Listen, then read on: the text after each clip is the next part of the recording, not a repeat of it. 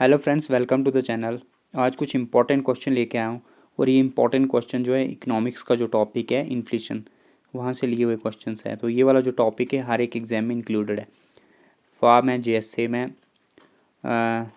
Junior supervisor में, inspector में and many other exams. और यहाँ से जेकेएसएस भी मोस्टली क्वेश्चन पूछता है इस टॉपिक से।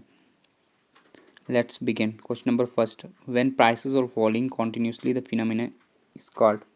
Option A inflations, option B stagflations, option C deflations. यहाँ पे गलती से ए लिखा गया, यहाँ पे ऑप्शन डी है, ठीक है, रिफ्लेक्शन। तो क्वेश्चन है कि जब प्राइसेस जो है कॉन्टीन्यूसली फॉल होती है, जब प्राइसेस गिरती है तो उसको क्या बोला जाता है? तो उसको डिफ्लेशन बोला जाता है। तो इसका राइट आंसर क्या है? Option C. इन्फ्लेशन क्या होता है? सिंपली मीन्स इन्फ्लेशन का मतलब होता है प्राइसेस का बढ़ना। तो उसका अपोजिट क्या है? डिफ्लेशन। आप खुद से भी इन क्वेश्चंस के आंसर गेस कर सकते हो।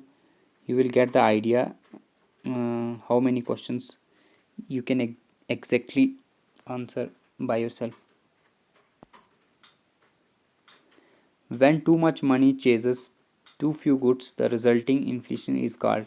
Option A deflation, option B demand pull inflation, option C cost pull inflation, option, ठीक है गलती से ये है, ठीक है, यहाँ पे भी ये ऑप्शन डी है स्टैगफ्लेशन। तो इसका राइट आंसर क्या है? Option B demand pull inflation. Demand pull inflation simply means जब किसी चीज़ की प्राइस जो है एकदम से बढ़ जाती है। सपोज करो, हम एग्जांपल ले सकते हैं, जैसे पिछले साल स्टार्टिंग में जब कोरोना शुरू हुआ था तो सैनिटाइज़र्स और मास्क की प्राइस एकदम से बढ़ गई थी। क्यों? क्योंकि सप्लाई काफ़ी कम थी और डिमांड जो थी काफ़ी हाई हो चुकी थी, जिसके कारण प्राइसेस एकदम बढ़ गई थी। उसको ही डिमांड पुल इन्फ्लेशन बोला जाता है। नेक्स्ट क्वेश्चन क्या है? Cause of inflation in India is are. तो option A deficit financing, option B erratic agriculture growth, option C inadequate rise in industrial production, option D all of the above. तो इसका right answer क्या है? All of the above. ये सारे ही factors है जिनके कारण इन्फ्लेशंस होने के चांसेस होते हैं। नेक्स्ट क्वेश्चन क्या है? Question number 4, stagflations means. Option A inflations with stagnations, option B recessions with stagnations, option C inflations gaping with stage, options D है, ठीक है, इन्फ्लेशन एंड इंक्रीजिंग आउटपुट। आप खुद से गेस कर सकते हो इसका आंसर। तो इसका राइट आंसर क्या है? Option A inflation with stagnation. इस सिंपली मीन स्टैगफ्लेशन का मतलब होता है जब प्राइसेस जो है कंटिन्यूसली राइज होती है लेकिन जो इकोनॉमिक ग्रोथ है वो स्टैगनेंट रहती है, मीन्स कांस्टेंट नहीं रहती है। नेक्स्ट क्वेश्चन क्या है? Which is the most effective quantitative methods to control inflations in the economy? Effective quantitative method पूछा गया है मोस्ट।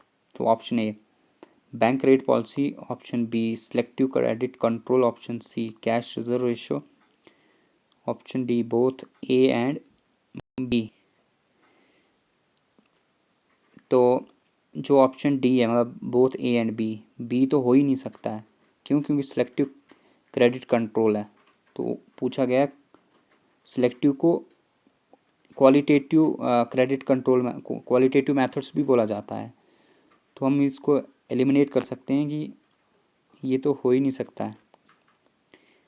जब ये नहीं हो सकता है तो फिर हम डी वाला ऑप्शन नहीं लगा सकते हैं।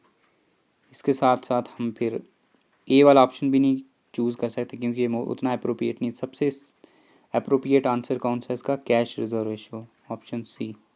तो राइट आंसर क्या है? Option C. नेक्स्ट क्वेश्चन क्या है? Which measure are followed by the government for handling inflation.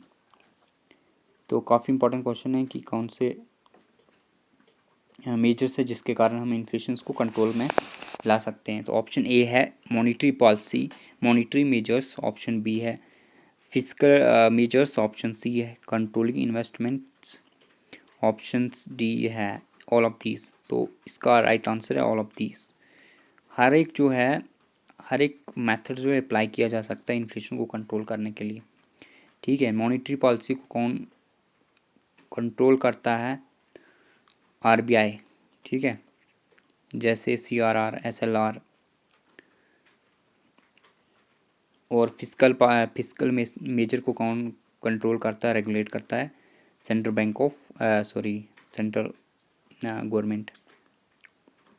जैसे टैक्सेस को बढ़ाना, तो जब टैक्सेस बढ़ा देंगे तो जो मनी सरप्लस में है सर्कुलेशन में, तो जो है कम हो जाएगी। जब सर्कुलेशन में मनी कम हो जाएगी तो इन्फ्लेशन ऑटोमेटिकली कंट्रोल में आ जाएगी। तो इसीलिए इसका all of these right answer है। नेक्स्ट क्वेश्चन क्या है, inflation is measure on the basis of, inflation किसके मेजर पे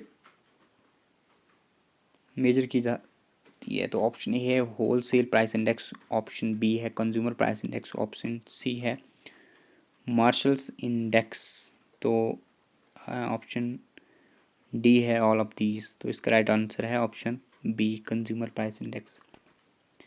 नेक्स्ट क्या है, question number 10, which when price increases due to increase in factor prices it is.